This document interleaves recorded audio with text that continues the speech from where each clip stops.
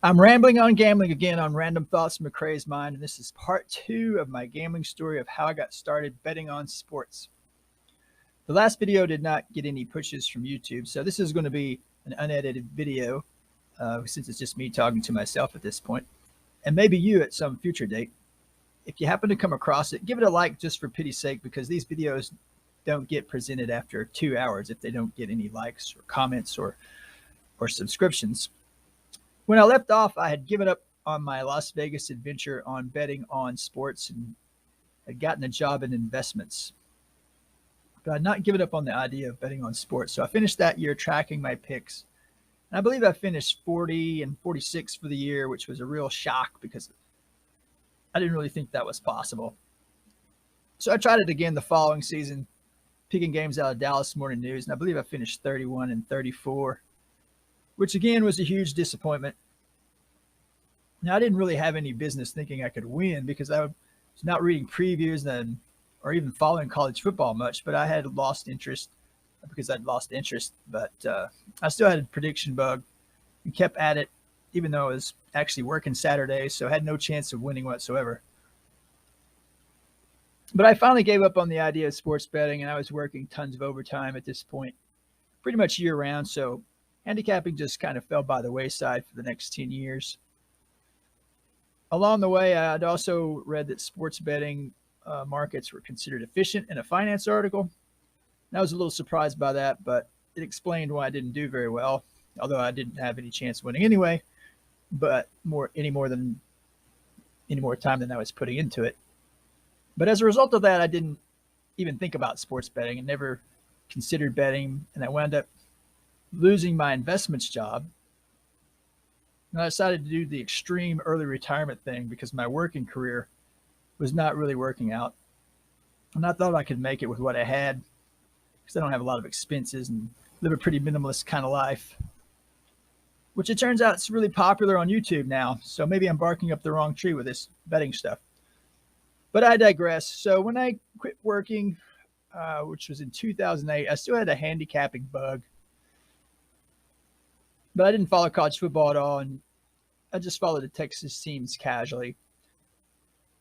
So I started up a little blog where I was tracking my picks for some reason. It's just something I had to do. I wanted to learn a little bit about blogging also, which is kind of becoming a thing at that time. Sort of like this YouTube channel where I'm basically just talking to myself. So I set up a blog, and I was not winning again, but I was doing well with my top pick, and I'd done really well with my top pick previously. So I began working on a theory that if I just stuck to my top pick, I might be able to win a gambling because I was hitting 58%. And maybe there was a reason for that rationalization. So that kept me interested enough to keep picking Big 12 games while still having no interest in college football at all. But as a result of all of this, I wound up with another bet that I wanted to make when Texas was favored by 9.5 against Baylor. I didn't have a lot of respect for Baylor, and Texas had a bit of a dog team, but I thought they would be able to handle Baylor, so I really wanted to bet that game. So I get online and start searching for how to gamble online, and I find a review of 5 Dimes and decide to open an account and bet $250 on Texas because I thought I had a good bet. So I make a deposit, and the line comes down on Oregon on the road against Arizona State, down to 5.5, and I put my standard $50 on it, and it wins. So now I'm going to be betting $300 on Texas. The game goes pretty much like I imagined it would, and Texas scored 63 points, but it was a bad bet because Baylor was moving the ball at will, and they had a couple of brutal turnovers. Even so, I had the game covered with a 10-point lead with about 2 minutes and 6 seconds or something like that. Then Baylor was back to their own goal line pretty much. I knew this bet was dead because there's no way that dog-butted Texas defense was going to stop Baylor with 2 minutes to go and the game won. So, and they didn't.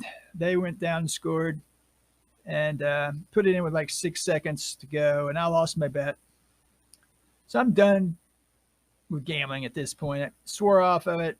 I wasn't going to bet again, and I didn't.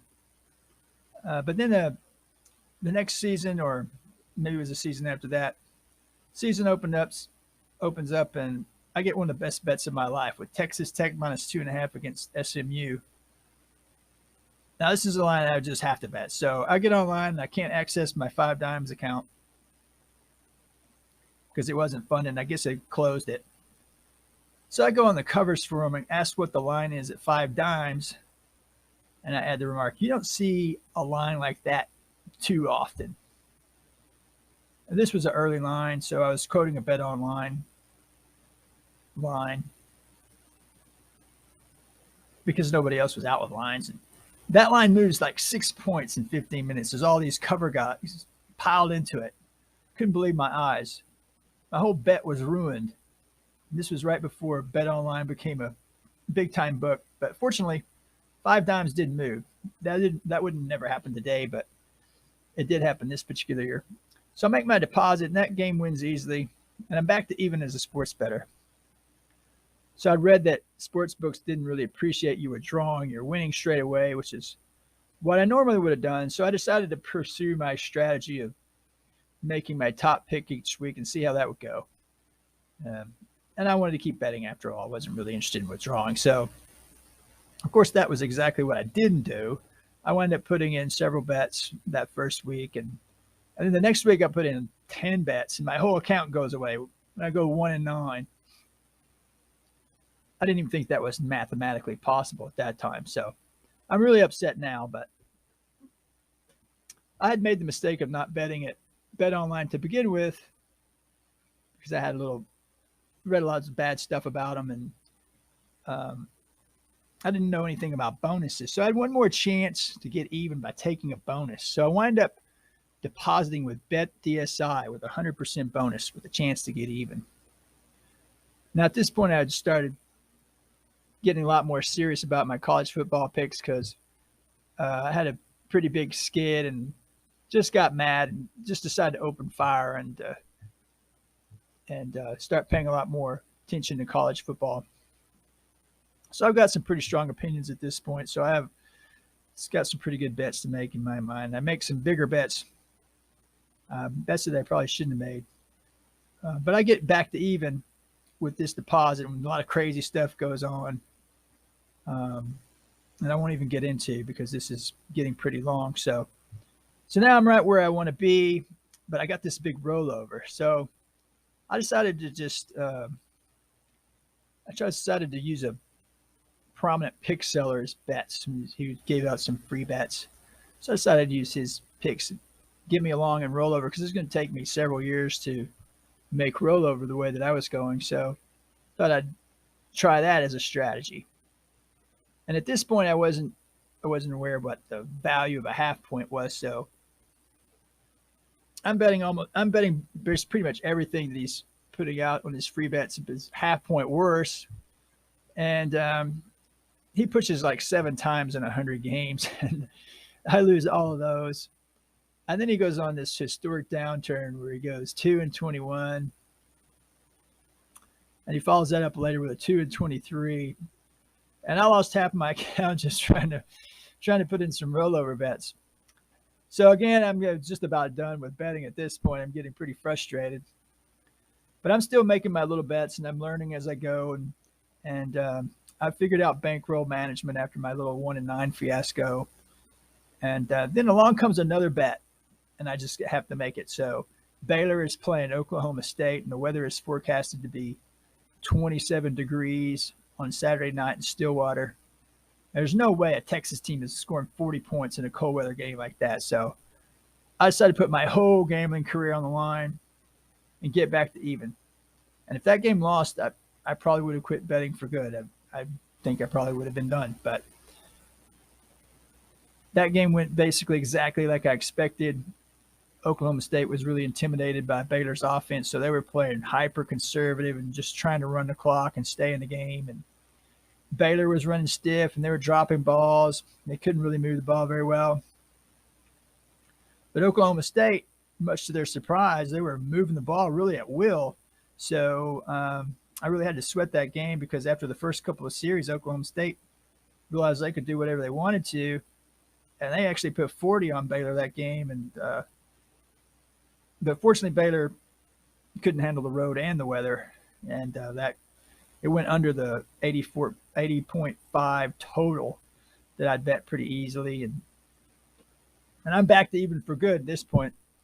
At this point, I'd pretty much completed my gambling education after coming to a lot of last stand bets, some of which I didn't even mention, along with the details, so I could wrap this up.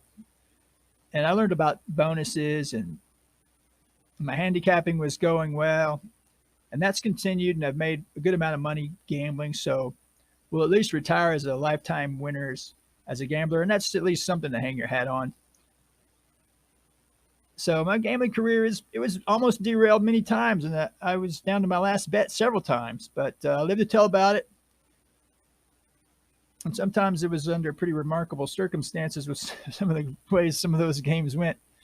But I went on to do well, which is kind of the moral of this story. It's been a wild ride, but it's been enjoyable up to this point.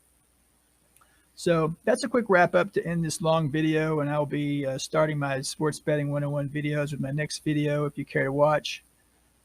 Or you may look them up in my past videos, since that's most likely how you're going to be finding them. So in any case, thanks for listening, and maybe I'll see you in some of my other videos. Thanks for watching.